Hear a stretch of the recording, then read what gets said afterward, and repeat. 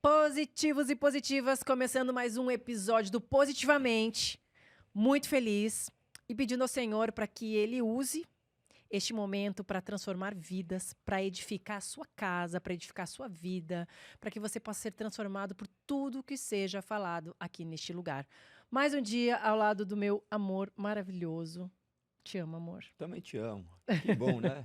Maravilhoso a gente ter esse momento, essa oportunidade de conversarmos com homens que É verdade. vivem o evangelho, Que nos ensinam que tanto. nos ensinam tanto, que nos bastidores já edificam as nossas vidas. E hoje a particularidade de fazermos uma entrevista com um amigo, né? Um Se é amigo que a que gente pode chamar de... Será que ele deixa a gente chamar ele de amigo, amor? Será?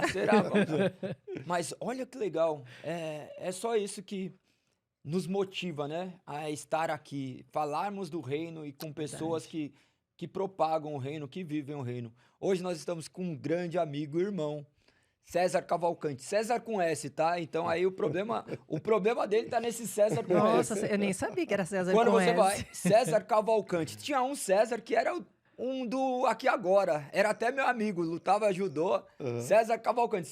Você vê isso, um abraço, Cezão. Mas agora nós temos outro César aqui que em meio a todas as funções do qual ele exerce no ministério, ele é pastor, teólogo, apologista, tem faculdade, mas ele prefere só ser chamado de César, porque no final das contas somos isso, meros pecadores, e é um homem que eu admiro muito e respeito e escuto muito. Está aqui hoje. Seja bem-vindo, meu irmão. Obrigado, gente. Obrigado, Lise. Obrigado, Galego. Que esse tempo nosso juntos seja de alguma forma utilizado para a glória de Deus. É um prazer a gente estar junto sempre e agora também nesse bate-papo aqui sendo transmitido para milhares de pessoas. Amém, seja bem-vindo. A gente pode te Amém. chamar de amigo? Por favor. O privilégio é meu, inclusive. Gente, eu conheci o César na rádio. Nós fomos lá, eu fui contar meu testemunho, o Galego foi contar o testemunho, e eu fiquei super feliz, né, quando eu fiquei sabendo que ele ia vir aqui, que a gente ia conversar, porque realmente nós nos tornamos amigos. Tem pessoas que a gente tem uma afinidade, e quando eu vejo as entrevistas dele, os podcasts que ele vai, as coisas que ele fala, assim, e me edificam tanto. Os BO que ele se mete. Os Exatamente. nos debates Exatamente. teológicos. E eu fiquei muito feliz, porque eu tenho certeza que através desse episódio a gente vai levar a palavra do Senhor para que as pessoas possam ser transformadas. Eu quero que você comece contando um pouco, César. Eu não sei também.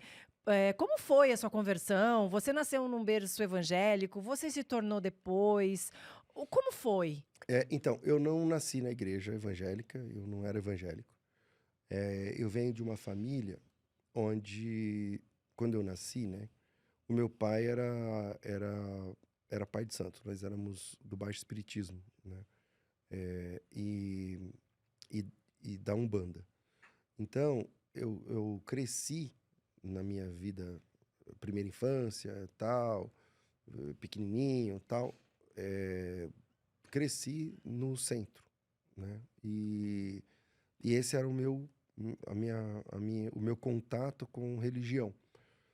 E até a minha adolescência, na verdade. Então, eu me converti quando eu tinha quase 18 anos. Você servia no centro?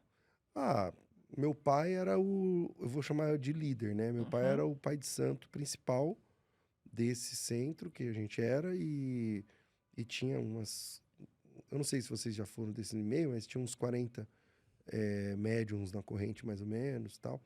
Então, eu nunca fui, assim, profundamente envolvido, mas porque a minha mãe, ela não gostava, entendeu? Então, meu pai era o pai de santo, mas a minha mãe, quando a gente começou a ter idade, assim, ela começou, tipo, falar de Deus pra gente, falar da Bíblia, mas ela também não conhecia, então a gente não tinha Bíblia em casa, nada. Então, aí ela começava a falar, ensinar a gente a orar um salmo, coisa parecida, e aí ela começou a tentar levar a gente pra igreja católica.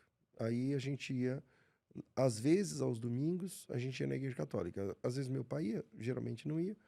E aí eu cresci assim, né? Então, meio do baixo espiritismo, vivendo nessa vivência, e indo, de vez em quando, na igreja católica. Aí, eu comecei a trabalhar muito jovem, né? De carteira registrada, porque Antes, até como criança, eu trabalhava, porque eu ajudava meu pai também era construtor e tal. E aí, a minha carteira assinada foi com 14 anos, antigamente podia.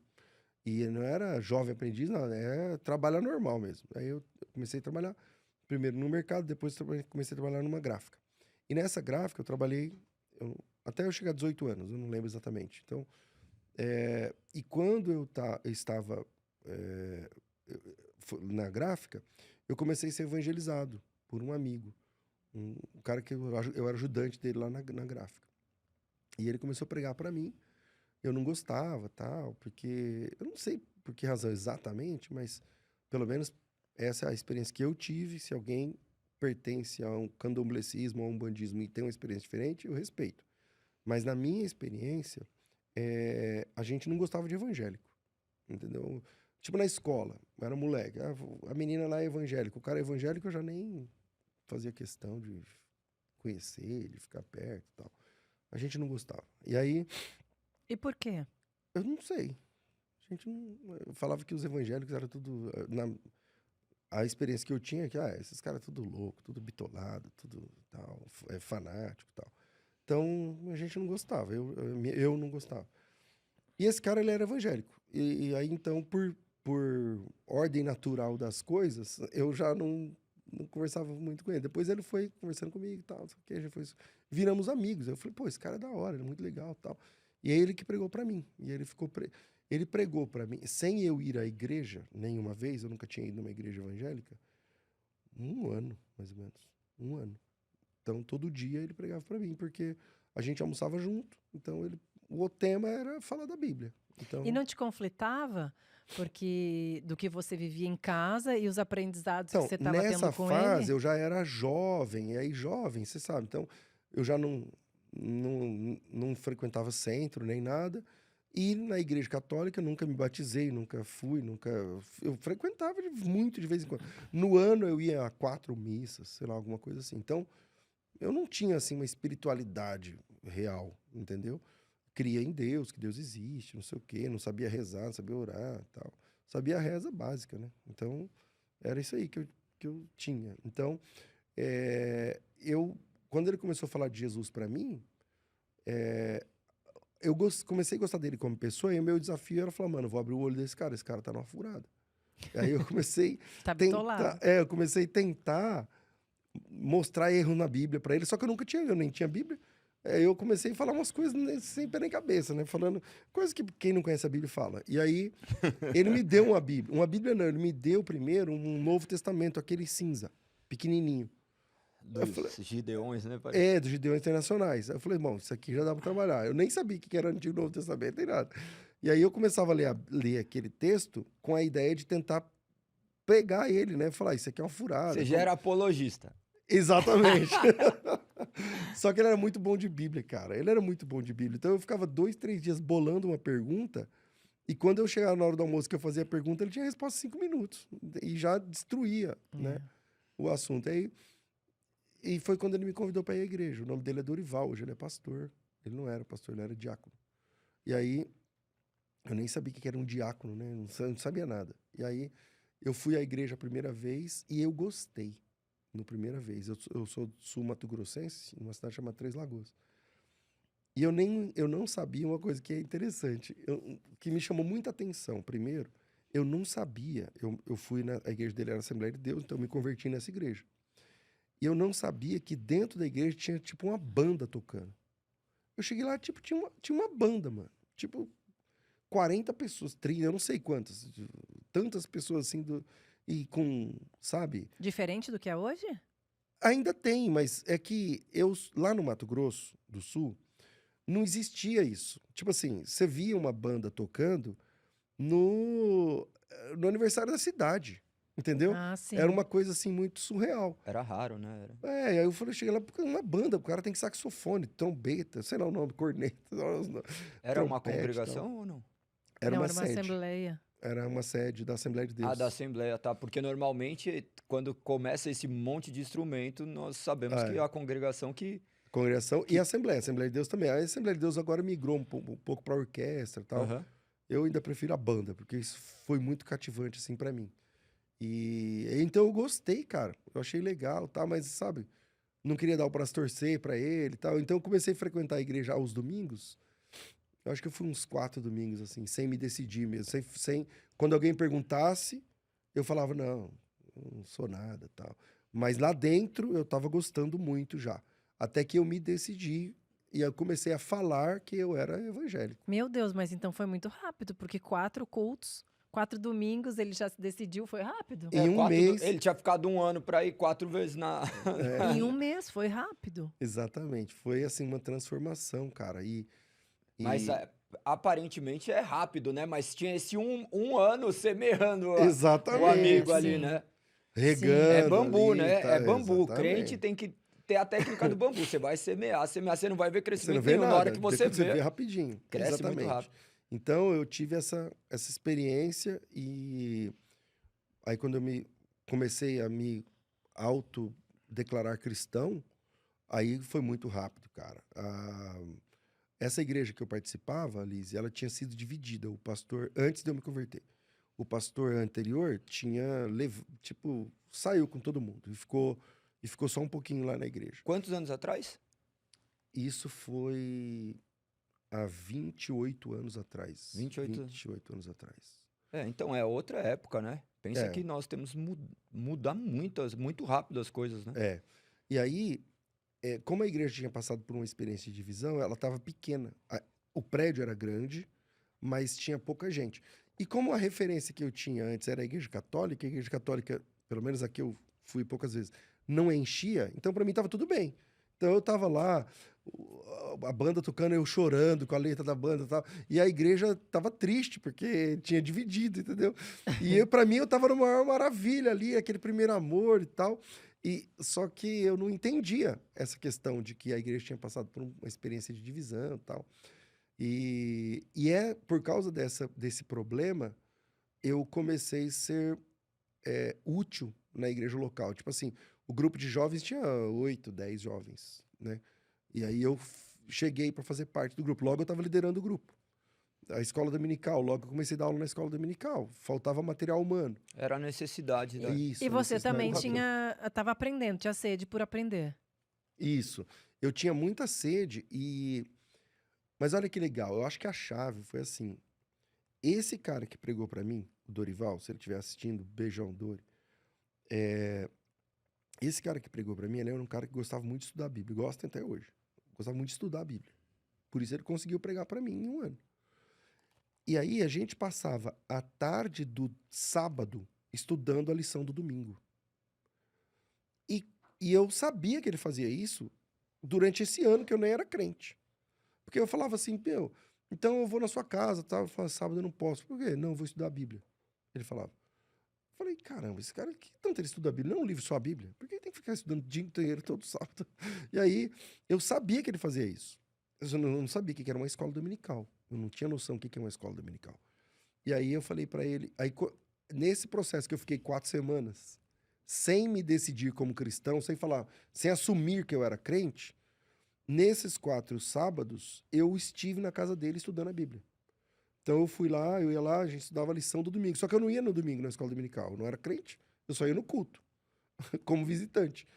Aí eu estudava a lição, e a gente estudava a lição longamente. Eu estudava a lição de, do meio-dia até 7 da noite. Ele ia te explicando. Ali estudando a lição da escola dominical, são... Tinha uma apostila. 4 páginas, 4, 5 folhas, só que a gente passava o sábado a tarde inteira estudando aquelas 4 folhas.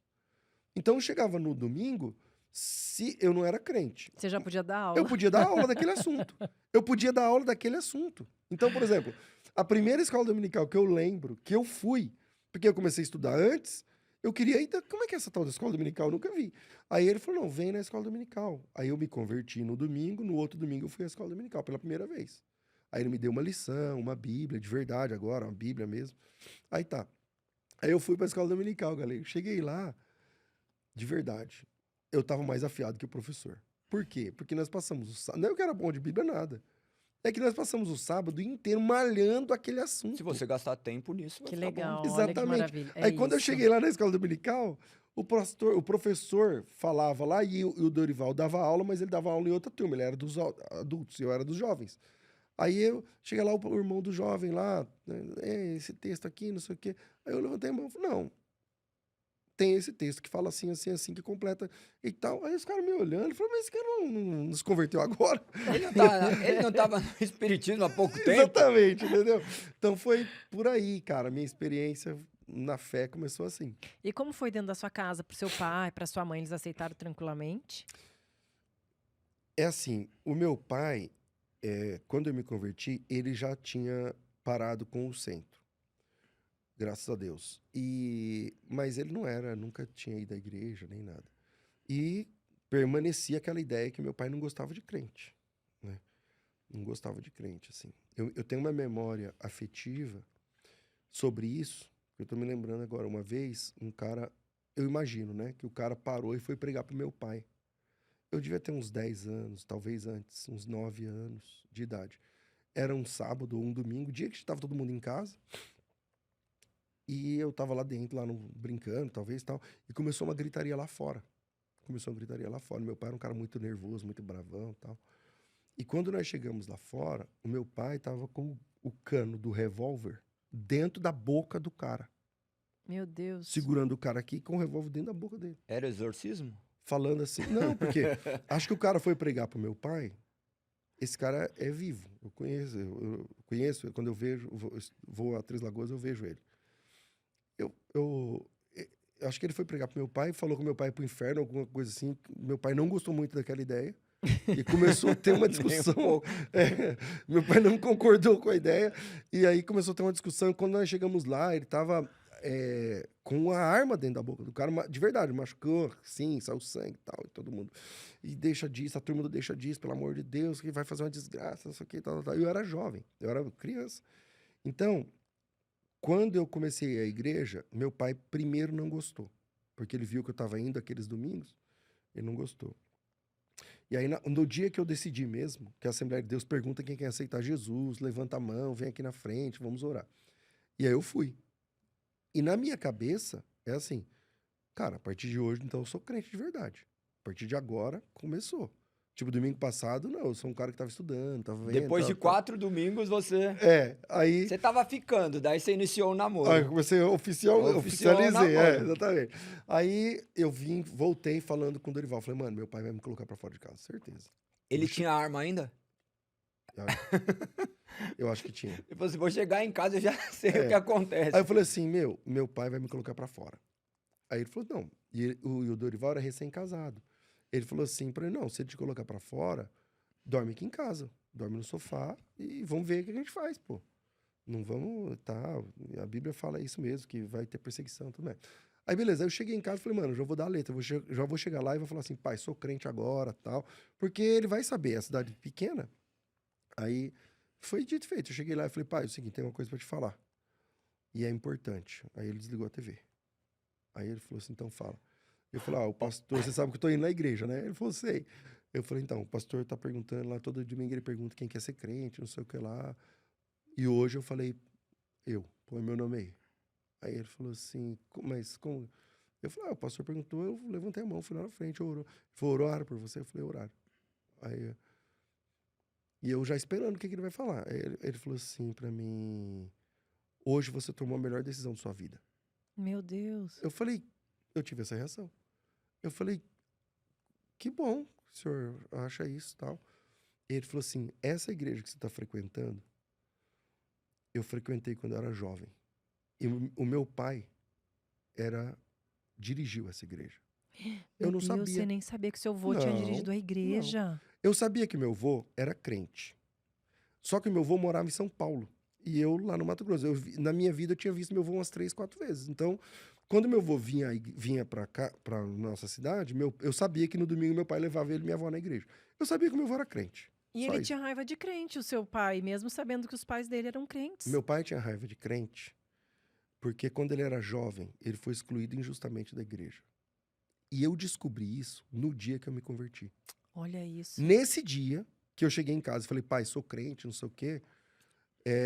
Aí eu falei assim, não, peraí, então para o mundo que eu quero descer. Porque Até agora, o Senhor criou a gente. Eu sei que a sua mãe é crente, minha avó. Eu sei que o meu avô é crente. Eu sei que a sua irmã é crente. E os nomes da família deles eram bíblicos, mas eu nunca tinha percebido. Eu nunca tinha feito esse link. Meu pai era pai de santo. O nome dele era Levi. A minha tia era mãe de santo. O nome dela é uma das filhas do Jó.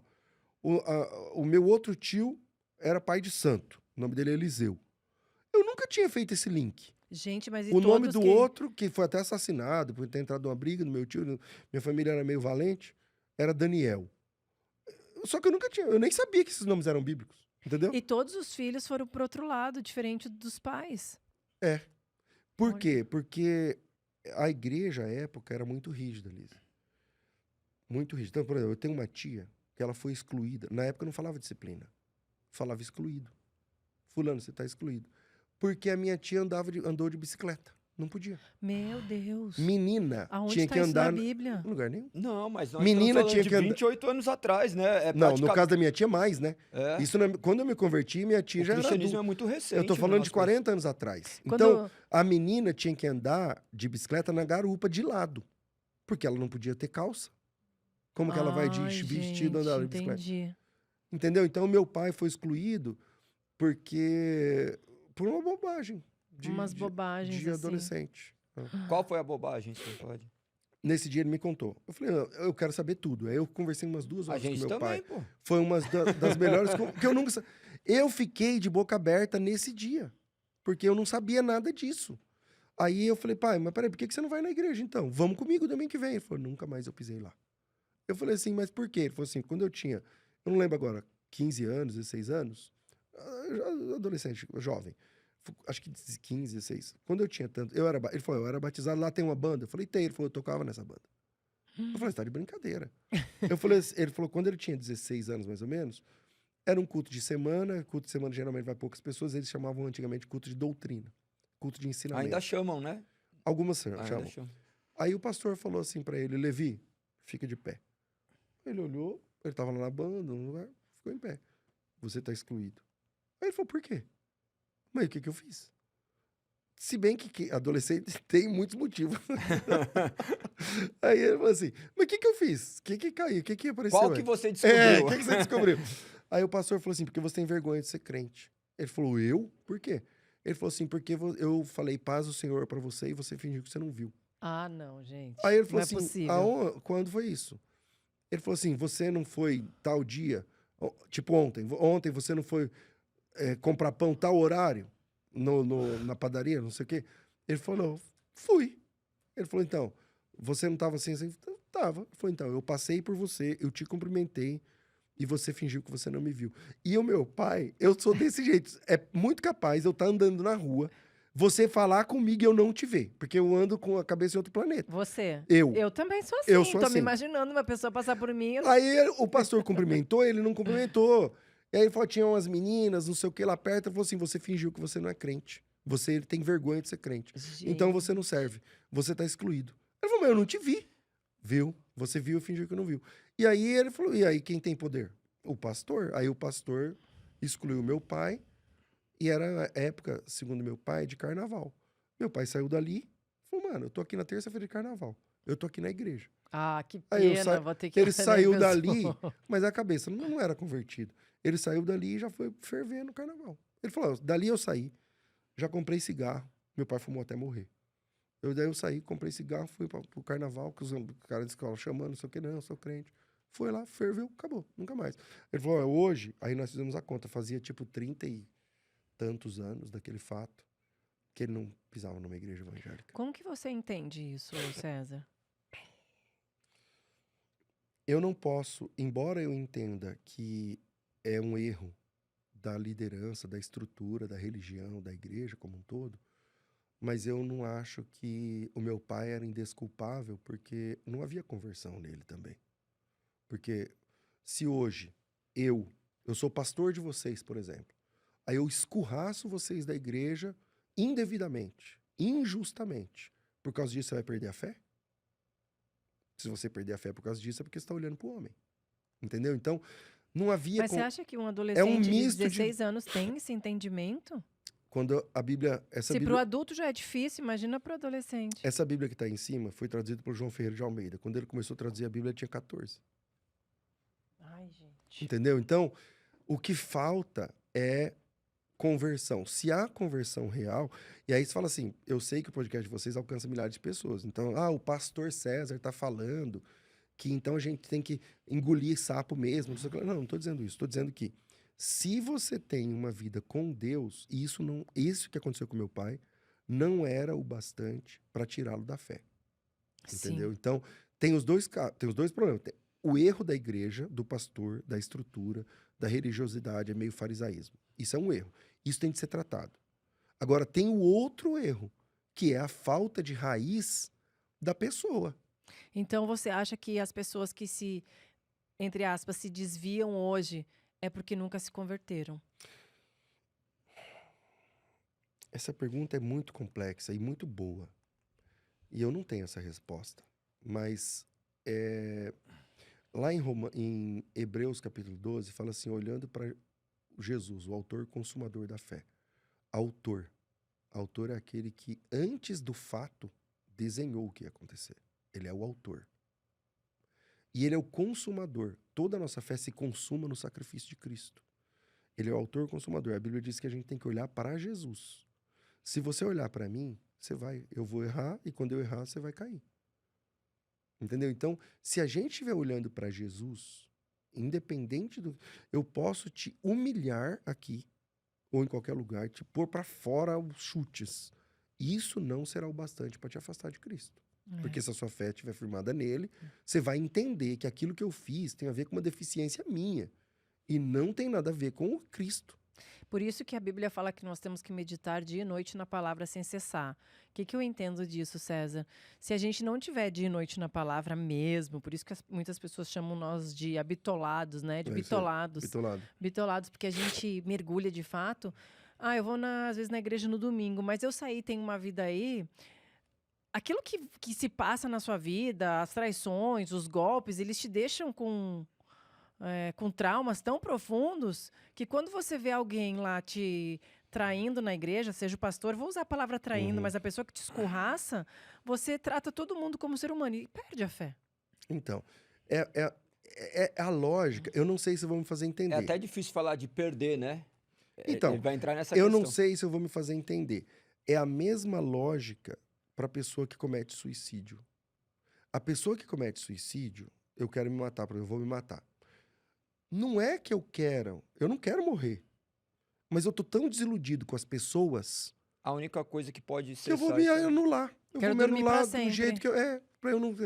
A mesma coisa na fé. Então, a pessoa... Não é que a pessoa quer se afastar de Deus, mas ela tá tão chateada pelo que aconteceu, que ela fala, mano, não vou mais. Não conta mais comigo. Ela começa a dar vazão para sua inclinação natural, né? Porque a inclinação natural do homem é fugir de Deus. Então, quando a pessoa tá firme com Cristo, com Deus, com a Bíblia... Não, acabou. O pastor fez uma palhaçada dela. Tá bom, vou procurar um pastor de verdade agora. Sabe, isso aí não é, entendeu? Mas sabe por que eu te falo isso, César? Tem coisas que eu coloco assim pro galego, às vezes. É muito fácil a gente falar quando a gente tá bem, né? Vou dar um exemplo meu aqui para você. A minha filha foi internada uns 3 anos atrás. E eu congregava já, né? Já tinha me convertido e tudo mais. Mas no meio daquele caos, olha isso, congregando, lendo a palavra, com um galego que ele não era pastor ainda, mas pregando, ministrando. Eu também, nós tínhamos o confronto já como célula grande. Ô, César, no meio daquilo, parece que a minha fé aperta mais, tinha sumido. Tá solto. Tá bom. Parece que a minha fé tinha sumido no meio daquilo. Eu não conseguia parar e tá bem, sabe? Tipo assim, minha filha tá aqui internada, mas vai dar tudo certo. Não, eu morria de medo que desse errado. E eu não conseguia orar. E eu fiquei tão desesperada com aquilo que eu não conseguia parar pra tá bem na fé, sabe? Aí o que as pessoas falam? Eles vão te julgar porque a Lizzy não tá indo. A Lizzy não tá frequentando. A Lizzy não tá pregando. Tá, alguém conhece seu coração como tá? Então, é muito complexo. É muito complexa essa questão, Tem entendeu? vezes que a gente fraqueja. Eu não tinha nem tempo ali. Não é que eu não tinha tempo. Se eu disser que eu não tinha tempo, eu vou estar mentindo. Mas eu não tinha nem cabeça para pensar o que será que Deus vai fazer. Então, meu pai saiu da igreja e eu não sabia dessa história. Eu não tô dizendo que eles negavam essa história pra mim, porque eu também nunca perguntei. Só que, como a gente não gostava de crente, então pra mim, meu pai falava, esse crente é tudo da mesma laia, todo mundo não sei o quê. Mas por quê? Porque havia uma mágoa no meu pai desde a infância, cara.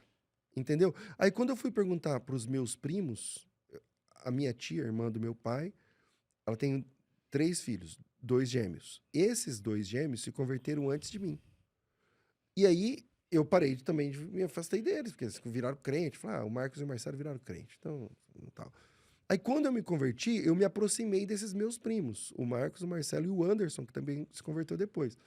E aí eles foram falar pra mim da história da mãe deles, que é irmã do meu pai, que é muito parecida com a história do meu pai, que era da igreja, depois parou de ser da igreja, não sei Que o era quê, da tal. bicicleta. A história da É a bicicleta outra, já é é a outra. outra irmã. Meu Deus. A outra irmã. Então, Expulsaram sua família inteira, então, da igreja. exatamente. Então, por questão de religião, religiosidade, questão de farisaísmo, questão de, sabe? Então, esse tipo de coisa continua acontecendo. Mas não é porque você anda de bicicleta. Mas se você votar dependendo do partido que você vota, você já não é mais crente. Hoje Mas- na igreja é assim. Mas por parte da pessoa, não por parte do pastor. Porque eu acho que hoje Por ninguém parte mais do expulsa pastor. as pessoas da Por igreja. parte do pastor. Ah, por Tem parte... pastor que, dependendo do candidato que você vai votar, Entendi. você não é crente mais. Você não entendi. serve. Entendeu? Então, É. é complexo entrar nesse assunto, porque vai acabar virando um debate. É. Isso aqui. Então, olha que interessante. Você entrou em algo que hoje tem se falado muito, né? A questão dos desigrejados, Uhum. daqueles que dizem professar uma fé cristã, mas que não frequentam igreja. As pessoas olham como um fenômeno atual, tanto que eles falam que a comunidade de desigrejados é maior do que a comunidade daqueles que professam a fé em Cristo.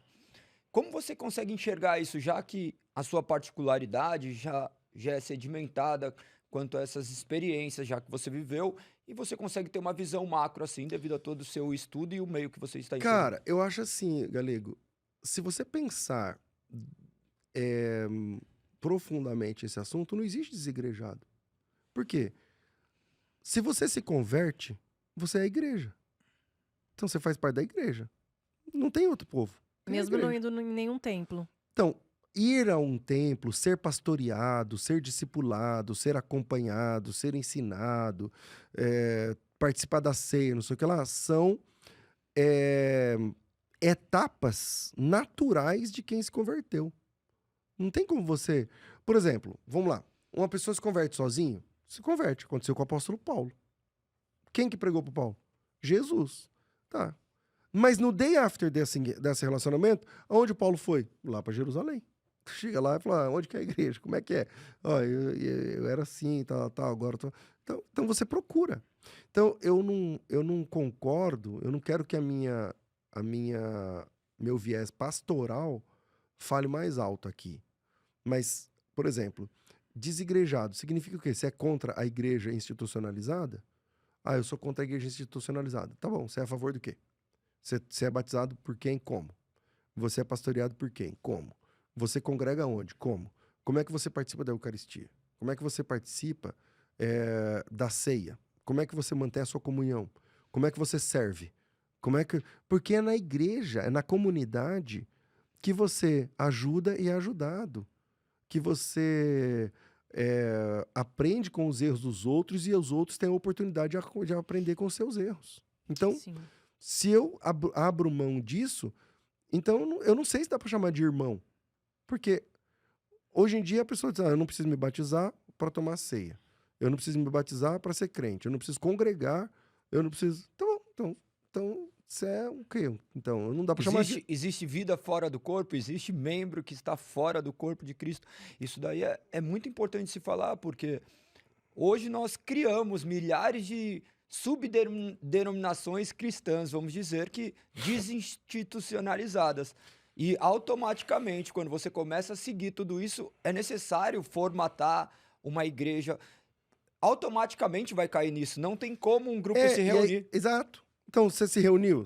Tá, institucionalizou. Tem reunião semanal? Tem reunião regular? Então, institucionalizou.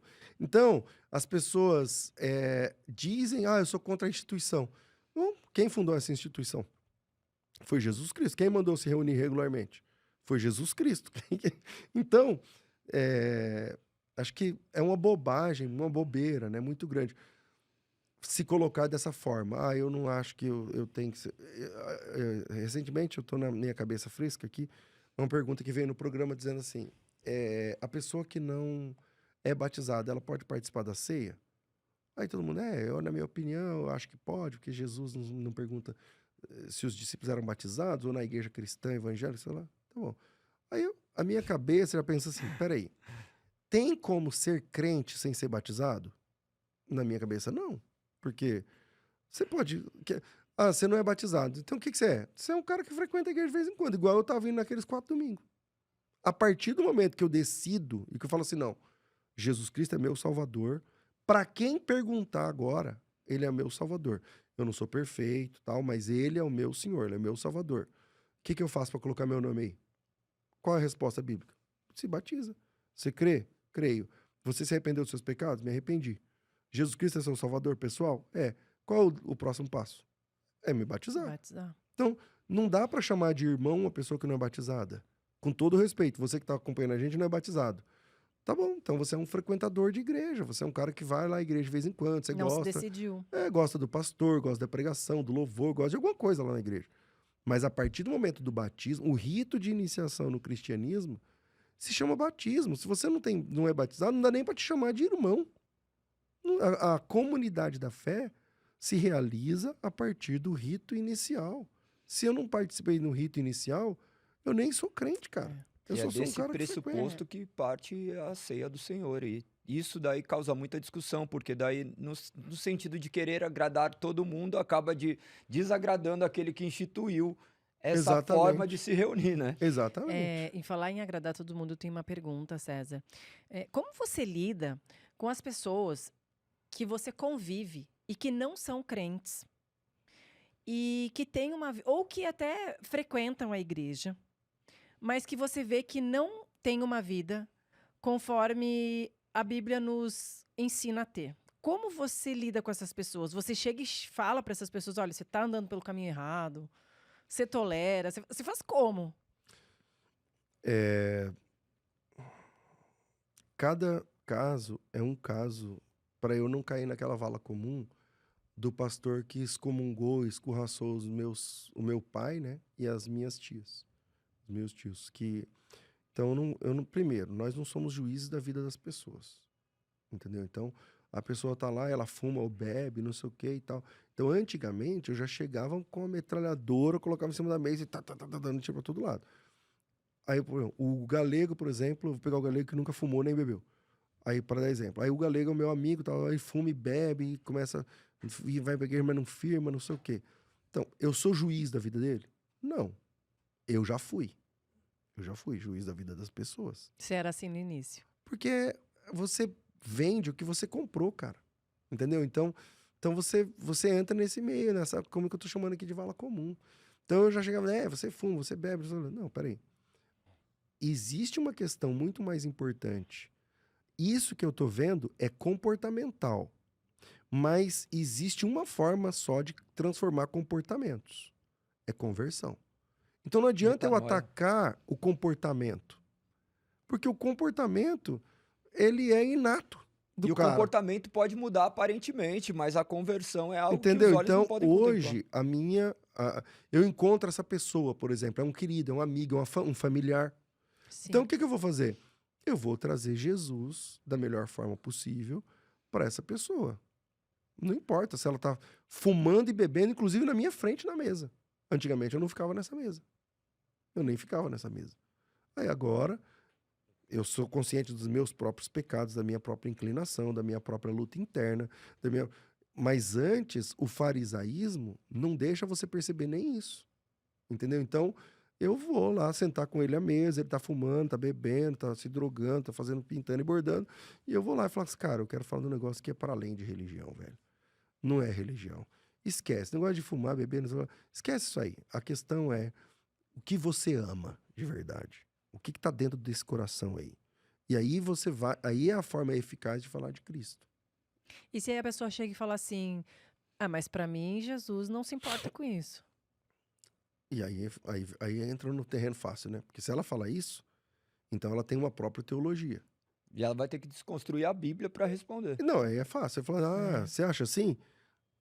Você crê que a Bíblia é a palavra de Deus? Creio. Acabou. Aí vamos pra Bíblia. Porque a Acabou. gente, Aí eu trouxe ele Aí entrou no pro meu terreno. ringue. Aí tá no meu ringue. porque o ser humano, ele tem isso, né? De querer se enganar pelos seus próprios desejos. Todos nós somos assim. A gente Exato. conversa muito sobre isso, né, amor? A gente sempre arruma uma desculpa para aquilo que a gente quer fazer, para aquilo que faz bem pra gente. A não ser que a gente vá pra Bíblia. Quando a gente vai pra Bíblia... Exatamente. E olha que interessante, Galego. Teologia, ela é uma fusão de duas palavras, né? A Theo e palavra lógica. theos e logia lá, logos, o estudo sobre Deus. Só que nós não estudamos Deus, Liz. Não tem como, né? A teologia não estuda Deus. Entende? Você vai, vou fazer pós em teologia, não sei o que lá. Tá bom, você não estuda Deus por duas razões. Razão número 1, Deus está à mesa para ser inquirido? Não. Segunda razão, Deus está deitado sobre a mesa para ser dissecado? Não. Então a gente não estuda Deus. O que a gente estuda? Nós estudamos a revelação. O que nós sabemos sobre Deus é o que ele disse. A palavra de Deus. Isso. A gente não sabe mais nada. É objetiva, né? A gente só sabe o que ele falou. E a gente sabe que o que ele falou não é tudo. Isso que eu ia te perguntar. Então, não é tudo, Não, ainda tem não é muito tudo. mais. Tem muito mais. Ele falou o que ele entende que nós precisamos saber. Então, tudo que a gente precisa saber, ele falou, está revelado. Mas o que ele falou é tudo sobre mim? Não. É tudo sobre ele? Não. Ó, se você está com a Bíblia. 1 de João, capítulo 3, versículo 2. Diz assim, ó. Amados, agora sabemos que somos filhos de Deus. Abre em João, ó. Mas não, na epístola. Gente. Lá na frente. Não, na frente. 1 João. 1 João, perto do Apocalipse. 1 João 3,2 diz assim, amados, agora sabemos que somos filhos de Deus, mas ainda não é manifesto o que haveremos de ser. Por quê? Sabemos que quando ele se manifestar... É João 3 o quê? 3,2, lê pra mim, porque aí eu tô 1 João citando de cor, 3,2. é melhor você ler. 1 João 3,2. Amados, agora somos filhos de Deus e ainda não se manifestou o que haveremos de ser. Não, pausa. Olha a força dessas duas frases. Amados, agora somos filhos de Deus. Filho de Deus não é que você vai ser amanhã, se você acertar o questionário. Não, agora somos filhos de Deus. Segunda parte. Mas ainda não se manifestou o que haveremos de ser. Processo Meu de Deus. santificação. Que forte, hein? Segue o texto. Sabemos que quando ele se manifestar, seremos semelhante a ele, porque haveremos de vê-lo como ele é. Então, o que eu estou dizendo? A gente não estuda Deus. O que a gente estuda é a revelação. O que a gente sabe sobre Deus é o que está revelado. E a gente não sabe nada a mais disso. E o que está revelado vira uma encrenca. Porque eu penso de um jeito, o Galego de outro, você de outro. Aí que a gente começa a discutir a revelação. Meu Deus, é isso E mesmo. a gente forma, em cima dessa discussão, a minha escola, a escola do Galego, a escola da Lise. E aí quem é da minha escola e pensa e flerta com a escola do Galego, para mim não é mais irmão. Você tá entendendo o rolo que é essa questão? Quem tá no meio sabe que é bem assim que acontece Entendeu? mesmo, né? Então, o que nós sabemos sobre Deus é o que ele revelou. A gente não tem mais outra, a gente não tem outra fonte, só tem a Bíblia. E essa transformação, olha, e esse texto diz que agora somos filhos de Deus, mas não é manifesto o que nós havemos de ser, cara. Por exemplo, a Bíblia chama a nossa conversão de uma transformação e que a partir de então você é nova criatura. A Lise ou o Galego. 2 Coríntios 5,17. 5. Pega você, então, por exemplo. Quem é o Galego no mundo? Vamos falar das potências. Qual a potência do mal na vida do Galego? Potenciato, né? O que ele podia ser pro mal? O que ele podia ser pro mal, ele foi. porque ele viveu morto nos delitos e pecados, terrível, não sei o quê, tal, valente, o galego valente, tal, não sei o quê, beleza. Aí chega Deus e apresenta para ele uma criatura que ele não conhecia, que ele não sabia que ele podia ser, Que nem sabia que estava. que estava ali dentro, estava ali. incubado ali. Quando Jesus chega em Gadara, o gadareno está pelado, morando dentro do cemitério. Esse cara rompeu com todas as regras. Esse cara, ele perdeu o senso de dignidade, de higiene, de integridade, de moral, de moralidade. Ele anda nu. Preso por correntes. Não, pensa que o cara anda pelado. Ele não tá nem aí. Ele se automutila. A Bíblia diz lá em Marcos, ele se feria com pedras. E uma legião de demônios. Ok. Aí chega Jesus. Aí o texto termina dizendo que esse cara começou a pregar em Decápolis. As E 10 Decápolis são 10 cidades. Ou seja, veja a questão das potências. O gadareno está ali. Antes de Cristo. Esse Qual é- mesmo cara. Nesse mesmo ser, tem a potência, a possibilidade de ser um desgraçado que anda pelado, morando no cemitério, E e com a um- mesma intensidade e um que pregador veio. para 10 cidades. Mas a única forma de manifestar essa outra potência é Cristo.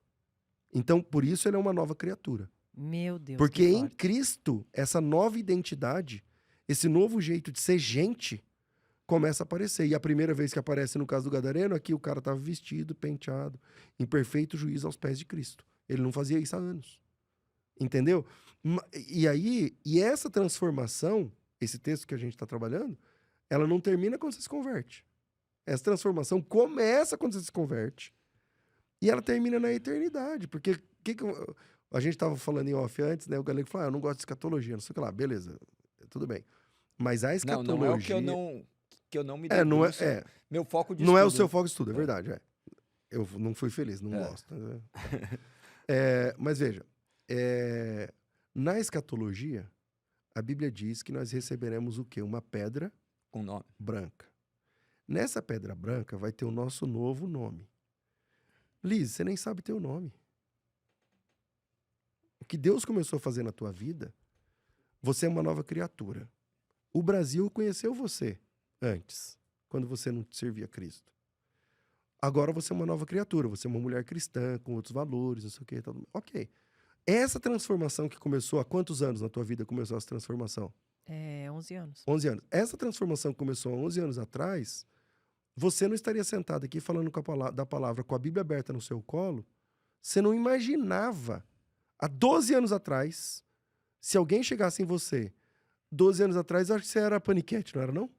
Há uns 12 Eu já anos, tinha 15 saído anos? do pânico, Então, mas mas vamos lá. eu ainda estava nesse meio. Nesse assim. meio aí, tal. Há 12 anos, 15 anos atrás, se eu chegasse em você e falava assim, ó, você um dia vai estar sentada Daqui 12 anos. com uma Bíblia aberta no seu colo, estudando a palavra, não sei o que lá, você ia rir.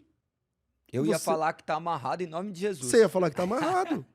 Então, e dentro de você existe essa potência para ser muito mais que a gente tá Em fazendo aqui qualquer hoje. ser Meu Deus, em qualquer ser que nós nos deparamos, existe essa potência. Eu E ia me essa, achar completamente e essa incapaz. transformação, mano, começa quando Jesus passou no seu Gadara, quando Jesus entrou no seu território, onde você estava cheio de demônios, eu estava cheio de demônios, ele estava cheio de demônios, e a gente ficou ali diferente do que era, tal. Mas esse ciclo de transformação só vai terminar na eternidade, que eu não sei nem meu nome. O galego começou o programa e falou, o nome dele é com S, é verdade, isso é erro de cartório. Eu não tenho nenhum problema com o meu nome, eu gosto do meu nome. Só que esse nome não é meu nome. Esse é o nome que o meu pai decidiu pra mim. Meu pai chegou lá e falou, esse aqui é meu filho. E eu quero que ele se chama César. E meu pai tinha tanto poder sobre mim, que o cara do cartório falou, beleza, cadê seu documento? Tá aqui. Então, a partir de agora, esse cara vai chamar César. Então, hoje meu nome é César Levi Cruz Cavalcante. E se alguém falar César, eu me viro pra ver, porque vai que é comigo. Tá tudo bem. Mas esse não é o meu nome. O meu nome verdadeiro, eu também não sei. Um dia, esse ciclo de transformação que começou há quase 30 anos atrás, vai se completar. E essa pedra branca que a gente vai receber tá escrito? o seu novo nome. O seu nome. Tá escrito aqui. Seu nome aonde, verdadeiro. gente? Apocalipse. Ó, eu já li toda a Bíblia, mas é com tanta coisa, gente, que essa parte parece Cada que eu vez- pulei. Eu vou te Mas- dar o endereço para você achar. Ô, gente, Mas eu pulei. olha o que é mais interessante na questão desse endemoniado de Gadara, é justamente a sociedade como enxerga. 2,17. Apocalipse 2,17. Gente, deixa eu só te cortando aqui, falando assim. Gente, eu gosto de saber o que tá escrito e lá, porque quantas coisas eu discuti com um galego e falei, não pode ser, não acredito. Daí ele ia lá e falava, lê aqui. Aí quando a gente lê, não é ninguém que nos contou. É É a a palavra autoridade de máxima da Deus. Bíblia. Glória a Deus, é isso. Esse texto, por exemplo, Tá em 2? 2,17 de Apocalipse. Leia. E quem fala isso é Jesus Cristo. Peraí. 2, gente. 2, 12. Quem tem ouvidos? 2,17. Quem tem ouvidos, ouça o que o Espírito diz às igrejas. Ao vencedor, da lei do maná escondido, bem como lhe darei uma pedrinha branca, e sobre esta pedrinha escrito um nome novo, o qual ninguém conhece, exceto aquele que o recebe. Sabe o que significa? Que o ciclo de transformação na tua vida não acabou. Não terminou. Esse ciclo se fechará lá na eternidade. Porque hoje, todo mundo sabe que a Liz é uma nova criatura, que o Galego é uma nova criatura, que eu sou uma nova criatura. Não somos perfeitos. Estamos no processo de aperfeiçoamento. A gente cai, levanta, certo? Mas esse ciclo se fecha quando você tem o finalmente da sua identidade revelado. Porque qual a primeira coisa que uma pessoa pergunta quando ela quer te conhecer? Seu nome. Seu nome. Isso se fecha quando você Hoje morre. nós somos novas Vai pra criaturas, eternidade. mas ninguém sabe nem o nosso nome. O nome que Deus tem pra nós, eu não sei. Mas vai chegar um dia que se alguém quiser saber teu nome, vai ter que perguntar pra você.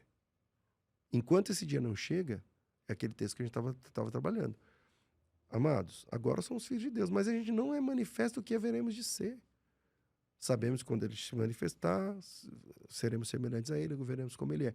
Então, esse processo de transformação é o que a gente está no meio dele. A gente não está pronto. A gente está sendo aprontado por Cristo. Quantas coisas ainda vão mudar, né? Exatamente. Nesse processo. Inclusive na nossa maneira de agir, no nosso pensamento. Quantas coisas já vão mudando, né? Moldados por Deus. Eu te cortei, amor. O que você estava falando? A parte mais interessante dessa passagem do endemoniado é justamente como a sociedade olhava para ele, porque ele estava acostumado com a maneira como ele estava. Quando vê ele sóbrio, são ali, ele fala assim, A não, Bíblia eu diz que quero eles outro. ficaram espantados. Eu quero aquele. Vai embora também. Ah. Não dá para você ficar aqui desse jeito. Você me estranha. E é justamente essa transformação. Por quê? Cristo nos transforma. Cristo não muda o evangelho para adequar as pessoas. Ele muda as pessoas para adequar o evangelho. Esse é o poder do Espírito E o Santo. pessoal pede para Jesus fazer o quê? Ir embora daquele lugar. Num ambiente. Se você for ler esse texto, isso é Marcos 5, né? O Gadareno. Se você for ler o texto ali, você vai perceber que os donos dos porcos pediram para Jesus ir embora. Uma cultura que privilegia porco em detrimento de uma transformação real é uma cultura doente. O mundo é doente. Então, quando uma pessoa se converte, ele é convidado a se retirar. Quando uma pessoa se converte, o círculo que ele frequentava não lhe é mais... Peculiar. Ele não se sente mais parte. Se torna um ambiente hostil, né? Se torna um ambiente hostil. Então, uma pessoa que não é convidada a se retirar de lugar nenhum, será que ela se converteu de verdade? Uma pessoa que não perde amizade nenhuma, tipo assim, tudo que continua igual, será que se converteu de verdade? Então, é uma coisa para a gente pensar aí. Nesse processo de transformação, existem também efeitos colaterais. Como disse o Galego, não é o mundo que tem que se adequar à pessoa. É a gente que tem que se adequar ao mundo. Jesus falou, toma a sua cruz e siga-me. A cruz de Cristo não é ortopédica. Ela é dura. É você que se adequa a ela. Olha que interessante. Nós abordamos coisas aqui de 30 anos atrás que aconteceram ali com seus pais, deve ter acontecido Com 30 comigo, com os meus pais, 45, 50 Então, anos atrás. pensa que era primórdios, né? O protestantismo no nosso país, embora tenhamos 500 anos de história, praticamente o tempo do protestantismo, e nosso protestantismo é aquele protestantismo tupiniquim, né? Então, Como que você vê essa transformação que tem ocorrido? Por quê? De uma rigorosidade excessiva, nós entramos numa era do liberalismo, onde tem acontecido as coisas mais esdrúxulas dentro da igreja, onde para falar que somos cristãos, nós temos que identificar o tipo de cristão que nós somos. Ah, eu sou isso, eu sou isso. E você tem que encontrar milhares de palavras para justificar aquilo que já está escrito. Essa pluralidade, ela é resultado da geração que nós vivemos, entendeu? Então, hoje, eu não basta que eu seja homem, gênero masculino. Eu tenho que ser chamado pela nominação que eu escolho. Não basta ser mulher, eu tenho que ser chamada pela nominação que eu decido. Uhum. Isso entrou na teologia, cara. Isso entrou na igreja, entendeu? Então, a briga é eterna entre as teologias, entendeu? Tipo assim, se você não pensa igual a mim, então você não é meu irmão. Se você não pensa... E, em alguns pontos, é fato que você deixa de ser irmão dependendo da fé que você abraça. A Bíblia chega a dizer que, dependendo da situação, você não tem nem que cumprimentar a pessoa. Mas, na maioria das vezes, as pessoas colocam as teologias acima das escrituras. E como eu disse há pouco, teologia, a gente não estuda Deus. A gente considera a revelação, só isso. A revelação tem que estar acima de tudo. Toda a teologia, toda a nossa formação, ela é filha da revelação. A revelação é o primeiro ponto. Nós temos só a revelação, só a Bíblia. Então, É a espécie do qual as teologias são gêneros, né? exato. Então, se eu coloco a minha posição teológica, soteriológica, apologética, São estudos das partes da Bíblia, né? Do que vai acontecer. da teologia Ontológicas. ontológica. Se eu coloco isso como o que separa joio do trigo, então, primeiro, eu não aprendi a lição. E mesmo porque o primeiro requisito antes de qualquer espécie é justamente justificados pela fé em Cristo, né? Exato. Salvos Então, pela fé, mediante. Então, quando eu coloco as teologias acima da comunhão, então eu não aprendi direito. Eu não entendi nada, na verdade. Eu não entendi nada. Porque se você se declarando como, sei lá, monofisista ou... nem lembro como é que é o outro. Nossa, eu não sei nada disso. É, Tem que aprender, amor. O que é monofisista, gente? não, da ideia do trabalho de Deus, o trabalho da conversão, é o trabalho só de um... Monergista ou sinergista? Ah, tá. Mas se você coloca, por exemplo, você é monergista ou sou sinergista, por exemplo, então nós não somos mais irmãos. É nesse nível, hoje em dia, que as pessoas querem teologar. E a maioria dessas pessoas, o tempo que elas têm de estudo técnico sobre os assuntos das quais elas parecem doutoras, é minutos. Eles viram 3 vídeos, viram meia dúzia de vídeos, e se tornaram 3 especialistas... vídeos de apropriação intelectual, né? Isso, e se acham especialistas em monergismo ou sinergismo. Entendeu? Porque ele sabe meia dúzia de tópicos, de nomes estranhos, tal, que a maioria não sabe. Então, eu acho que a gente erra um pouco nisso daí. Eu também já fui parte dessa vala também. E aí, mas quando você fala nisso, até, amor, quando a gente fala desse liberalismo, né, de hoje em dia, que foi isso que você quis falar, a gente pensa o seguinte também, se as pessoas não são mais expulsas da igreja, e eu acho que nem devem ser, pode ser que não seja o que está escrito, né? Mas porque eu acho que está escrito que antigamente realmente elas eram expulsas da igreja, não? Sim, a disciplina eclesiástica é a marca de uma verdadeira igreja, mas o sentido de fazer uma disciplina não é no sentido de você fazer com que a pessoa não tenha mais comunhão, é simplesmente de tirar ela para que ela possa ter uma reflexão e para que Cristo possa penetrar essa vida e não é de fato, expulsar a pessoa da igreja. Tem que a igreja na Bíblia tem sim espaço para expulsão, né, da pessoa, mas a gente tá falando do apóstata, né? A pessoa que vira as costas Mas pra Cristo. é a passagem justamente do menino que estava transando com a madrasta, né? Não apenas, né? Você tem, por exemplo, os apóstatas. Então, Também. aquele menino, a fé dele era boa. mas a atitude dele era questionável. Sim, tanto que depois, na segunda, ele convida Depois para é. que ele venha ser tratado, porque já tinha passado todo um Para tempo que do seja qual... salvo e tal. Agora, o apóstata aí é diferente, né? Então, por exemplo, se eu chegar aqui e negar que Jesus Cristo é Deus, que ele é o Salvador, que falar que a Bíblia é uma farsa, não sei o quê, aí o nível é de apostasia. Com esse tipo de pessoa, realmente não vale nem a pena conversar. Agora, na maioria das vezes, a pessoa caiu num pecado. Aí Ou ela está caindo, ou está caindo, é. ou está vivendo o pecado. Isso é o bastante para ela ser enxotada da igreja? Não. Na Bíblia, não. Ela É, precisa de isso- disciplina.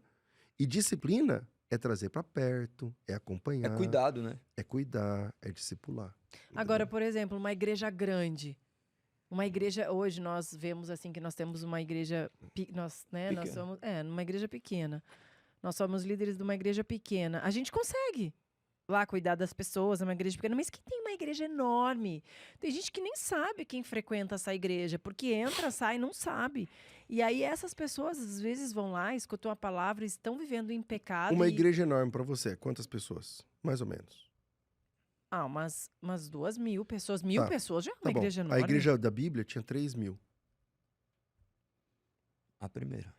E aí, e havia o de casa em casa, na igreja bíblica. Em cada alma havia temor.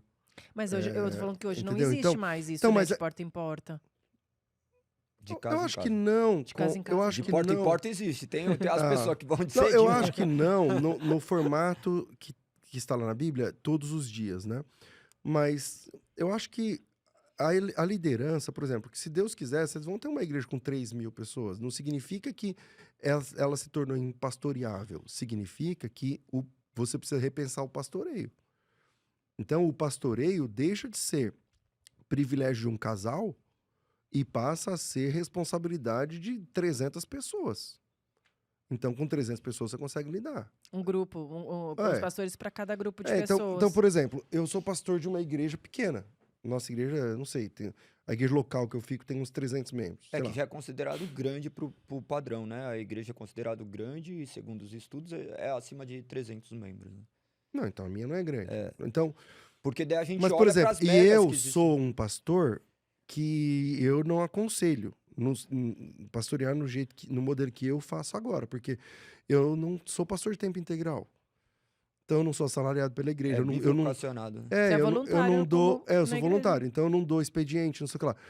Esse ano eu comecei a dar expediente uma vez. Eu doei uma vez por semana, um dia na semana, para atender gabinete pastoral e tal, não sei o que lá. Então, como que eu faço para pastorear essas 300 pessoas? Que é numa cidade que eu nem moro. Então, eu me faço valer ali de um grupo colegiado de ministérios. Então, os jovens é assim, as mulheres assado, os adolescentes é assim. Tem os grupos, e aí a gente fala mais com essa liderança. Então, é possível ter uma igreja grande e um pastorado eficaz. Agora, é mais difícil. Mais fácil é ter uma igreja bem pequenininha e todo mundo se vê todo dia e todo culto termina em pizza, porque aí a gente convive, a gente cultua, a gente congrega, a gente se ama, a gente puxa a orelha um do outro, abraça um ao outro, acabou e vai embora para casa. Agora, inegavelmente vai crescer, porque igreja, se o pastor não atrapalhar, geralmente cresce. Porque quem dá o crescimento? Deus. Entendeu? Se a gente não atrapalhar, a igreja cresce. Então, quando crescer, que é o natural, quando você coloca uma planta lá e coloca água, inegavelmente ela vai crescer.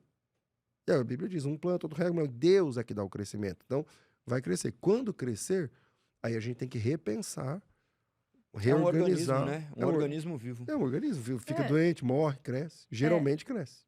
Eu falo isso porque eu conheço um monte de gente, tem muita gente que frequenta a igreja evangélica e que não é pastoreado e que vive uma vida que talvez a gente nem saiba profundamente também como que é, porque às vezes as pessoas quando vivem em pecado, elas sabem que estão fazendo alguma coisa que é errada, mas aí não conta porque sabe que vai ser gosta de estar na presença de Deus, né? Gosta de ir lá, de louvar, mas não quer deixar aquilo que o pecadinho de estimação que a gente fala, e todo mundo peca, tá, gente? Eu me incluo nisso daí, porque às vezes a gente falando assim parece assim, eles pecam, eu não peco. Não, todo mundo peca. Mas tem gente que peca e sabe que tá fazendo algo que tá errado. E acaba não contando, mas estando dentro da igreja.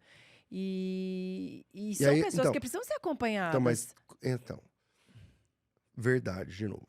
Agora, existem pessoas que são impastoreáveis. Sim, também. Mas não é acredito porque nisso. a igreja não tem estrutura, porque o pastor não tem tempo. Elas O não cara não aceitam. quer, mano. É. Entendeu? Uhum. Então, Galego, sou membro da sua igreja. Tá, eu não tô afim. Você marca um dia, fala, vai ter um jantar de alinhamento, de discipulado, de sei lá Deus o quê. Tá, eu não vou no jantar. Vai ter um não sei o quê, eu vou abrir minha agenda, eu vou na casa de todo mundo. Eu não dou meu nome. Eu não dou meu nome. Eu não quero que você vá na minha casa. Então, existem pessoas que são impastoreáveis. É verdade. Então, essas pessoas não podem ser parâmetro para a gente pensar um problema da igreja. Então, porque tem o cara que quer ir lá uma vez a cada mês, uma vez a cada 15 dias e já era. Ele só quer isso aí, não quer nada mais. Então, eu não posso pensar a estrutura da igreja, ministerialmente, para atender esse cara, porque esse cara, ele é exceção. Ou essa pessoa trata Jesus como as pessoas tratam os seus ficantes, né? Só querem o prazer naquele momento, mas não querem compromisso sério. Ou quando precisa. Então tá precisando muito? Não, pastor, ora por mim, pelo amor de Deus, porque não sei o que lá. Mas não quer um compromisso mesmo, né? Então a gente pensa o ministério para as pessoas que são apaixonadas por Cristo, que estão ali para servir a Deus, né? O resto vai sofrer um pouco, porque a igreja não é para esse público. Entendeu? Tipo assim, eu vou lá a cada 2 meses, eu vou lá, ouço uma palavra e vou embora. Tem esse público na igreja que eu pastoreio? Tem. Só que a nossa igreja não é pensada para esse público. Então, ele vai lá, ele não vai falar bem mesmo, porque ele não foi pensado para ele. Então... E muitas pessoas pensam assim, eu não vou me converter de fato, eu vou à igreja, mas eu não vou me assumir um compromisso, porque tem tantas coisas que eu gosto de fazer e eu vou ter que renunciar. E aí eu quero falar para você agora que está escutando isso aqui, porque eu já fui esse tipo de pessoa lá atrás. Mas quando você realmente aceita seguir Jesus, as coisas acontecem naturalmente. O Senhor vai moldando seu caráter, vai forjando seu caráter, as coisas vão mudando e quando você vê, você já está transformado. Então vai sem medo, confiando que o Senhor é capaz de transformar todas as coisas. Quando você menos espera, já está tudo lá, se encaminhando nos caminhos do Senhor. Irretocável que você falou. Perfeito. E tem aquele outro grupo que acha assim, primeiro eu tenho que ficar perfeito. Primeiro eu tenho que abandonar tudo. Eu tenho que ter o diploma de bom mocinho, não sei o que lá. Aí, com esse diploma, eu posso me batizar. Com esse diploma, eu posso aparecer na igreja. Com esse diploma, eu posso começar a frequentar a igreja. Então, eu tenho que abandonar os vícios. E aí, acontece o quê? A pessoa fica lá lutando sozinha. Sozinha. E quando ela vai ter êxito? É muito difícil. Às vezes a pessoa tem até vergonha, né, de ir para a igreja. Eu lembro que na época que eu não era convertida, eu frequentava tudo que é tipo de religião, desde o espiritismo. Mas pegar uma Bíblia e andar na rua para ir pra igreja dava vergonha. Não, então, eu não pegava a Bíblia, mas eu ia às vezes nas células, nesses encontros, às vezes eu ia para a igreja, mas eu tinha até vergonha, porque eu ficava pensando assim, meu Deus, eu vou aqui para dentro da igreja, o que o povo vai pensar de mim? Igreja de crente, né? Não, assim, nem roupa, eu ia com a roupa direito, porque as roupas que eu tinha eram todas umas roupas super curtas, assim. Hoje eu olho para trás e falo, gente, sério, que eu não conseguia enxergar esse tipo de coisa, né? Mas eu me vestia de uma maneira inadequada, e quando eu tava lá, eu ficava pensando assim, meu Deus, o que vão pensar de mim, né? Como que eu vou frequentar a igreja se eu não quero largar essa vida que eu tenho? Por várias vezes eu pensei isso. Então, e tem pessoas que não se chegam até Jesus porque tem vergonha do que fazem. Eu falo, meu Deus, se eu contar as coisas que eu faço aqui... Eu lembro que eu fui num culto logo que a gente se conheceu, né? E aí uma pastora falou assim, nossa, fulano me conta umas coisas, eu saio horrorizada. E daí eu falei, Galego, imagina se eu vou contar a minha história então. Essa mulher vai cair dura aqui. Verdade. E daí eu pensei, meu Deus, nunca vou poder contar pra ninguém as coisas que aconteceram. Se ela ficou horrorizada, eu duvido que exista uma história como a minha. Eu acho que Deus é muito bom, né? Ele é muito sábio. Por isso que ele tem feito esses chamados de última hora aí. Nós somos os vira-lata que estavam ali. A gente é das 5 sem da tarde. pedigree. A gente ou sem pedigree, porque eu costumo falar isso, né? Que nós não temos um pedigree. Gente, você tomou toda a minha água. Então, na hora que nós... Ele tomou toda a sua água e trocou a caneca. Não que eu queira Nossa, Colocar um Rixa. Colocar um ele contra o tomou outro. toda Criar dele, rixa. então, Não né? que eu queira fazer inferno, mas ele Amigo, tomou peguei- e depois ele trocou. Peguei agora a xícara, olhei e fiz, meu Deus, Ah, pode falei, voltar. você E eu falei, gente, o que que é isso? Muito obrigado. Mas no final, nós somos esses, né? Os chamados de última hora que passamos coisas que talvez nós teremos mais misericórdia, porque é muito difícil. Só que tem um grave problema isso também, porque nós nos tornamos, de certa forma, legalistas. Fala, porque eu consegui, você também consegue. E não é assim. Eu consegui sair daquele lugar e você consegue, não é assim, que é o Espírito Santo que age. Nós não saímos porque nós quisemos. Não, O Espírito que nos às vezes tirou você podia daquele até lugar. querer sair, mas você não saiu de lá porque você é forte. Você saiu de lá porque alguém te tirou. Perfeito. Mas eu creio que Deus Entendeu? pode tirar todas as pessoas daquele lugar. Mas Então, se esse- você quiser, Exatamente. se coloque aos pés do Senhor que Ele te tira. Perfeito. Mas isso que é difícil, porque daí a gente começa a falar, tá fazendo um corpo mole, a gente não sabe. A gente não sabe, a pessoa tá lutando com todas as suas forças, mas por uma obra divina. Obrigado. É, e entender o processo do Senhor também, porque não é porque você se converteu que os seus problemas vão acabar amanhã que você não vai ter desafio. O desafio você vai ter com Deus ou sem Deus, acreditando ou não acreditando. A diferença é que quando você está com o Senhor, você consegue passar com aquilo sabendo que tem alguém que sabe o que você está vivendo e que por algum motivo te permitiu passar por aquilo. A graça tem um viés que é muito interessante, cara, que é o seguinte: a graça,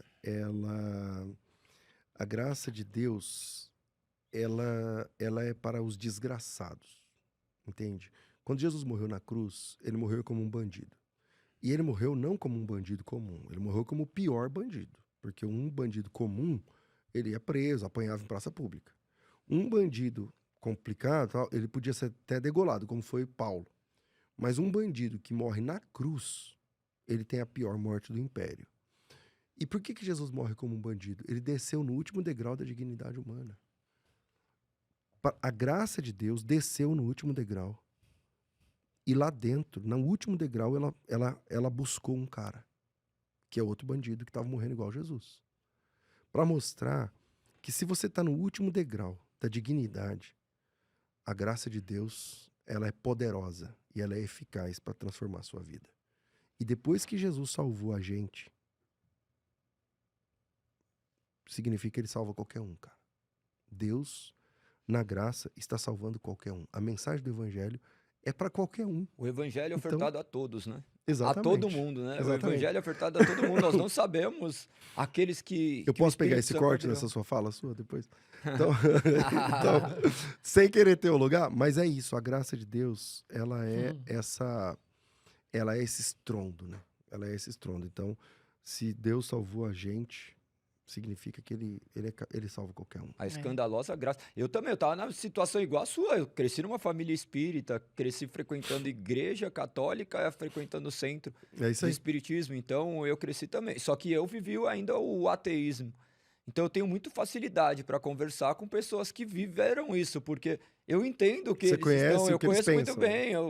Eu tinha os mesmos argumentos. Só que daí, no final das contas, nós começamos a conhecer a palavra e nós notamos que nada conhecemos, né? É verdade. É que o Senhor também chama a gente para cada coisa diferente. Olha só, quando eu vejo você falando isso aí, né, a sua fala, eu consigo entender exatamente os ateus, né, conversando com essas pessoas que estão nesse lugar. Você vai ter um determinado grupo de pessoas. Uhum. Eu consigo, hoje eu estava até conversando, né, com uma pessoa, com a minha enteada, e eu sei exatamente o que ela vive, porque ela está no mundo, crescendo aí no mundo da fama e tudo mais, esse mundo artístico, e eu falo assim, eu sei Filha, exatamente exatamente. Você tá o vivendo que agora, eu você sei. sente, o que você tá querendo, o que você tá Sonha, o que buscando. você Eu sonha, falei, eu sei exatamente dizer isso vai dar certo e isso vai dar errado. É isso aí.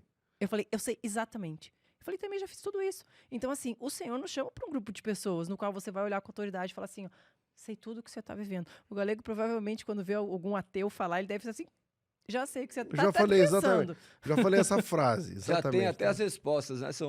São bem simples. E César, algo que tem marcado a sua trajetória é justamente esses debates apologéticos, né? Como manifestar a graça e a verdade? Porque normalmente nesses debates, para quem não sabe, esses debates apologéticos se tratam de ideias, né? Se tratam de ideias, mas ainda deve haver misericórdia, porque por vezes são correntes muito antagônicas, assim. Como você tem lidado com isso? Porque Quando o apóstolo Paulo foi a Atenas pregar, Atos o texto, 17. Atos 17, o texto começa com ele dizendo assim, com ele dizendo não, com Lucas falando que Paulo sentia no seu espírito uma revolta, eu não lembro como que a Bíblia fala em português agora, depende das versões, né? Mas que ele estava, tipo, no seu espírito, ele estava meio que enojado ao ver a idolatria das pessoas. Mas quando Paulo vai falar, ele não fala isso.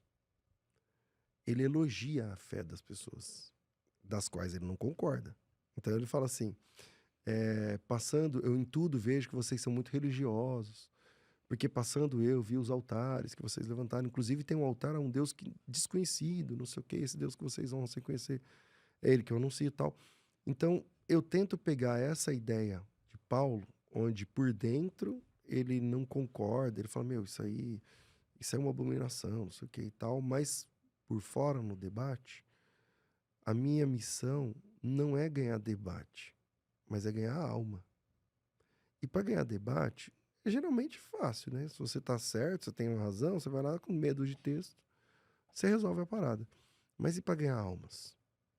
Né? E Jesus chamou a gente para ganhar almas ou para ganhar debates? Então, eu procuro ser muito cordial e procuro convidar a pessoa a estudar mais profundamente. Há uma reflexão, né? Vamos estudar isso aqui mais profundamente? O que você acha desse texto? Mas esse texto aqui e tal. Então, eu acho que a missão é maior do que o próprio momento, entendeu? Eu já participei de debates que ficaram muito conhecidos no mundo, cara. No mundo. Não faz nem ideia do lugar que alcança, né? Cara, eu tava... eu cheguei anteontem, eu tava nos Estados Unidos. Todos os lugares que eu fui falar, todo mundo fala do debate que eu tive com a Lana Holder. Uhum. Aí eu falei, caramba. Então, eu sei que aqui viralizou, não sei o que, esse negócio da internet, esse negócio. Mas, tipo, lá em outros países, vários outros lugares que eu já fui, outros países, a pessoa fala, isso aí mudou minha forma de ver, isso aí mudou. Então, eu louvo a Deus pelas ferramentas e tal, mas também por ter me comportado, especialmente naquele debate, mais uns 2 ou 3 que eu fiz, que ficaram importantes, que se tornaram importantes pelo número, de forma coerente com o Evangelho, para que o nome do Senhor seja glorificado. Aliás, essa é a nossa oração sempre. Você já A teve muita finalidade coisa... do homem é essa, né?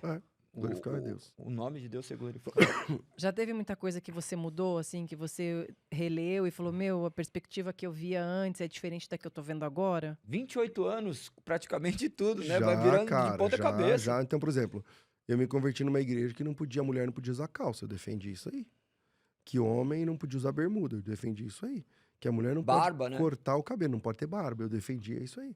Aí você vai ver, peraí, é aquilo que eu falei novamente. Começa a estudar profundamente. Vai pro texto, vai pra revelação. Qual é a base? Nossa, é a revelação. O que a gente tem para trabalhar é a revelação, que Deus falou. Então, o que Deus fala sobre isso? Aí tem momentos que, tipo barba, né? O que Deus fala sobre o homem usar barba ou não? Nada. Não fala nada. Entendeu? Então, não é uma proibição. Mas é porque tinha uma cultura, né, na época, de que não podia cortar e alguma coisa assim. Não tinha uma cultura? Então, não sei. Não tinha, amor? Não tem alguma coisa assim na Bíblia? Existem votos. Não, calma aí. Não, existem votos, como por exemplo, existem votos na Bíblia onde o cara não pode cortar a barba. Tudo bem, mas nem todo judeu vivia esse voto. Depois tinha que raspar também. Depois tinha que raspar, quando terminava o voto do nazireado, por exemplo. Mas na Bíblia não há um texto dizendo que o homem pode ou não pode usar barba. Que aquilo é pecado ou não é pecado. Então, e de onde o povo tira isso, então? O povo das igrejas tira isso da onde? Raspar os pelos das axilas, fazer unha. Não de lugar nenhum, cara. Porque às vezes tem um texto onde a pessoa interpreta alguma coisa ruim, né? Alguma coisa diferente, desculpa. Que olha e lê e fala assim, não, ela interpretou só de uma maneira diferente. Não, a própria tatuagem, né? A própria tatuagem é tirada de contexto. Então, a tatuagem, ela tem lá um texto que das fala de marcas no corpo, não sei o que lá. 19. Tá, mas a barba, por exemplo, não tem nenhum tipo de proibição. E calça e saia? Deuteronômio 22 fala que o homem não pode usar roupa de mulher e a mulher não pode usar roupa de homem. Ponto. E também não pode misturar tecidos. Por exemplo, hoje você tá de calça. Mas você usaria essa calça? Não, então ela é de mulher. E acabou. Esse é o ponto. Se eu colocar essa roupa, primeiro que não vai servir. Mas se você Mas saísse vamos com dizer essa que eu fosse roupa- lá na loja que você comprou essa roupa e tivesse de adulto.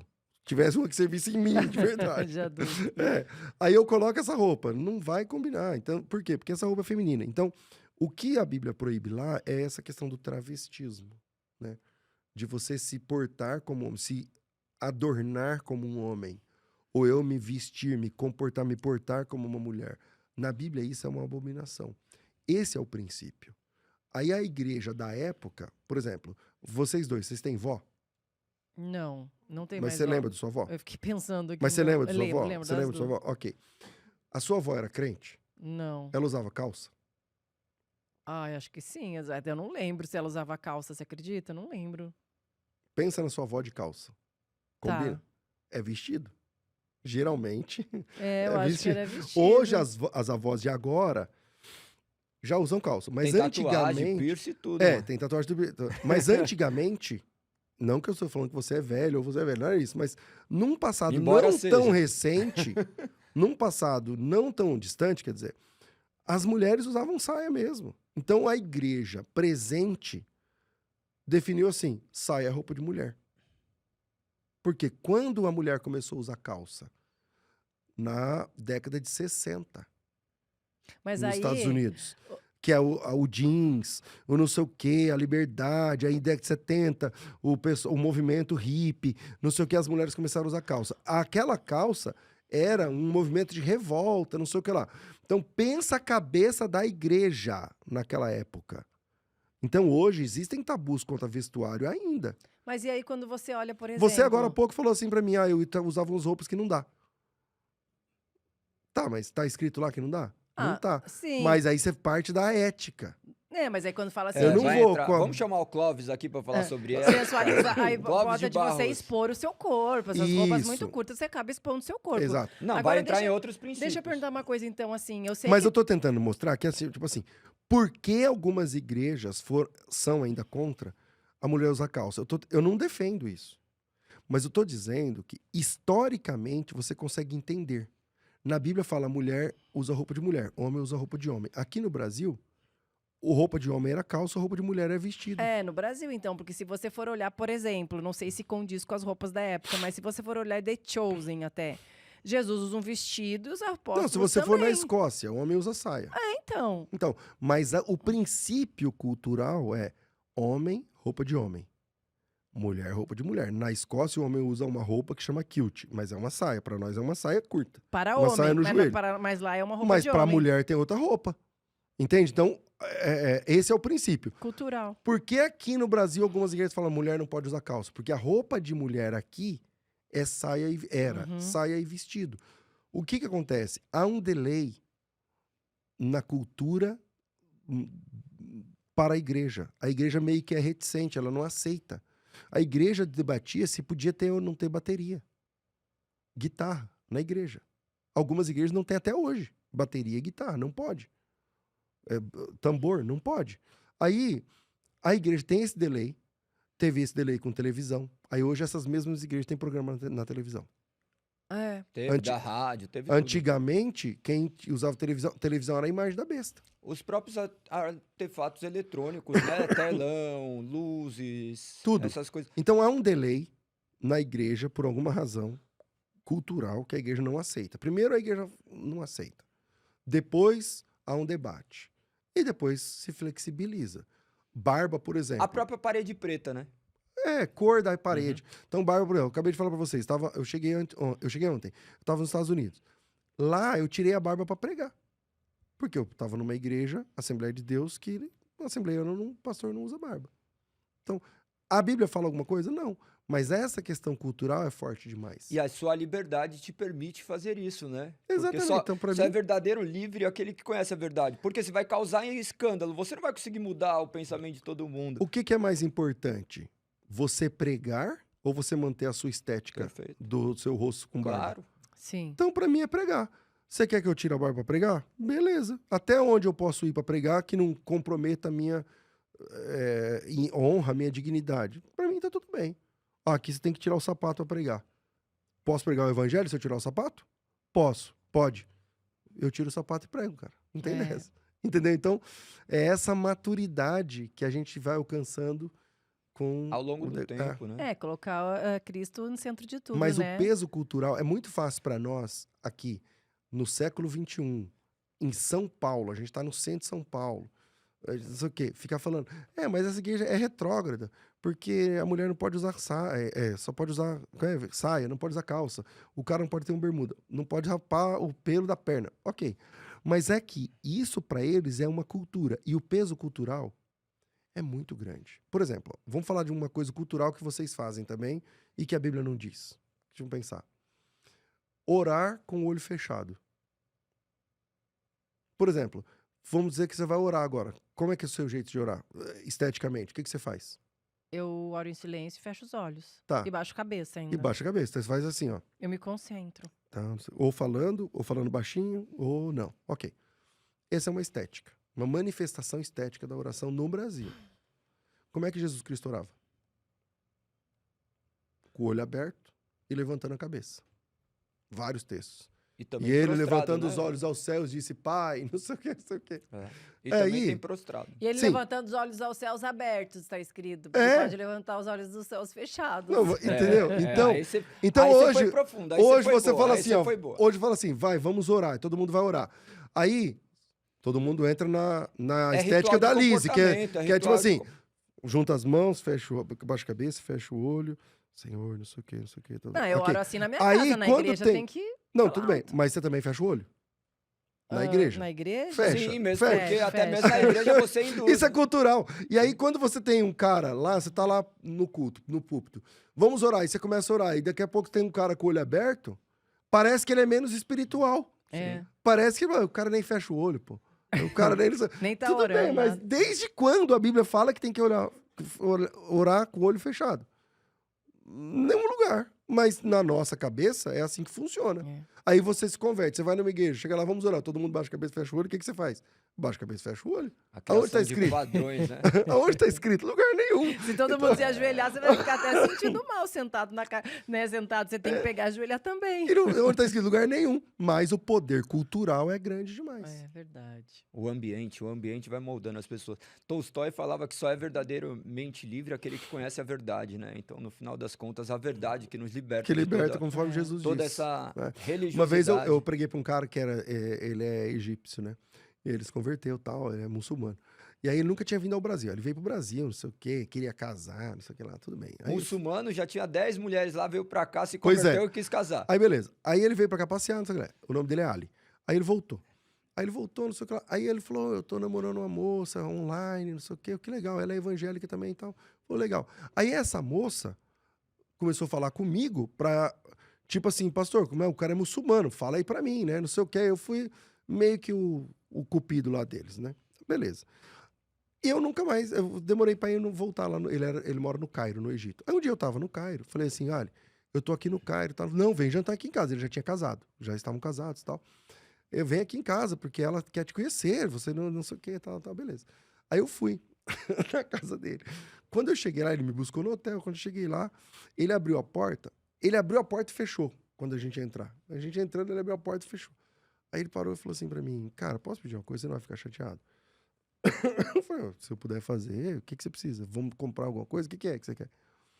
Ele falou, não, eu vou pedir pra você não beijar minha mulher. Porque ela é brasileira, de Governador Valadares. Eu, brasileiro daqui. Você nunca viu a pessoa. Mas o que você faz? Quando você abraça, dá um beijo. Não é verdade? É. Não, eu conheço ela online do assunto lá do casamento deles. Ai, pastor, que benção, não sei o quê. E tal, eu fui meio que o cupido. Aí eu vou chegar, eu não sou um cara estranho. A gente nunca se viu, mas eu não sou um cara estranho. Aí eu vou chegar lá na casa, eu nem tinha pensado nisso, mas eu imaginava, depois que ele falou, eu ia pegar na mão dela e abraçar, ô, minha irmã, que bênção, glória a Deus. Ia dar, tem lugar que é 3 beijos, tem lugar que é um beijo só, não sei o que lá. Mas eu ia entrar, ia pegar na mão, ia abraçar ela e ia dar um beijo. Pra mim é normal. Pra você não é normal? Pra você não é Sim. normal? Aí, mas pra ele é normal? Não. Não. Porque lá no Egito é uma outra cultura. Aí ele falou assim, cara, eu não tô sem graça. Eu falei, fala, o que acontece, cara? Eu falei, não, se eu pedir, você não beija a minha esposa? Eu falei, meu irmão, claro, fica tranquilo, não sei o quê. Aí quando ele abriu a porta, ela veio, né? Ela veio, porque ela tava com véu, porque lá todo mundo usa véu. Você, ó. Aí, ô, meu irmão, paz, eu nem peguei na mão, porque lá não pega na mão. E ela sabe também que não poderia te beijar. Mas ela é brasileira, entendeu? Então, a cultura é muito forte. É. Quando você vai no Rio de Janeiro, você vai cumprimentar uma mulher ou um homem, o que ele vai te dar? 3 beijos. E aí você dá um só. Aí fica porque a sua cultura é de 1, a dele é de 3. É verdade. E aí fica naquela, a gente nunca sabe. Então, lá eu ia dar um abraço, pelo menos um abraço, eu ia dar na irmã. Aí ela falou, não abraço. Por quê? Pra ele é uma imagem muito forte. Pensa do lado dele. Lá a mulher não toca em homem. Não toca. Não pode relar. Aí entra um cara e dá um abraço na minha mulher e beija. Então, a cultura. Então, eu acho que... Eu entendo os irmãos que falam, a mulher tem que usar isso, não sei o que lá. Só que não é o que a Bíblia diz. Então, eu não posso colocar a cultura Acima da palavra. das escrituras. É verdade. E o que a gente tem que entender muito também é o tempo que nós estamos e sempre o evangelho tem que conversar com a cultura de hoje, né? Nós temos que criar pontes e não barreiras. Mas isso A verdade é que o sem evangelho negociar. transforma culturas, né, mano? Isso, e sem negociar o evangelho, porque o que é pecado sempre foi pecado e sempre será pecado. Exatamente. O pecado não deixará de ser pecado porque nós nos acordamos. Porque na daquilo. outra cultura mudou. Não, mudou, não é isso daqui. E Deus então, sabe por o quê que é pecado é pecado. Então, que é pecado. isso daí é algo divino. Então, se você não gosta do que a Bíblia institui como pecado, quando você morrer, você discute com Deus. A gente não discute quanto a isso. Mas nós preconizamos justamente o que a palavra diz. Nós não queremos aqui ser revolucionários, nós queremos apenas ser fiéis. E hoje nós tivemos a oportunidade de conversar aqui com um grande amigo. Foi maravilhoso Nossa, aqui. foi muito bom. Passou voando. Nós temos um presente do Sério? Positivamente pra Nossa, você. que chique. Que bom. Glória a Deus. Obrigado. Deus abençoe. E depois você manda uns livros também que você tem lá para presentearmos. Que legal. Nossa, que delícia. Muito obrigado, gente. Brigadão. Um privilégio a gente estar junto. Ai, o livro, eu esqueci o livro. Do Douglas. Do Douglas.